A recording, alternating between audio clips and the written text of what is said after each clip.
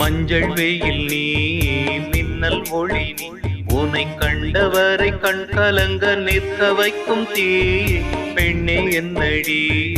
உன்னை சொல்லடி ஒரு புன்னகையில் பெண்ணினமே கோபப்பட்டதென்னடி தேவதை வாழ்வது வீடில்லை கோயில்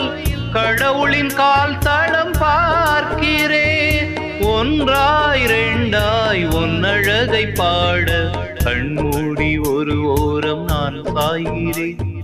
கண்ணீரில் ஆனந்தம் நான் காண்கிறேன் உன்னாலே பல ஞாபகம் என் முன்னே வந்தாடுதே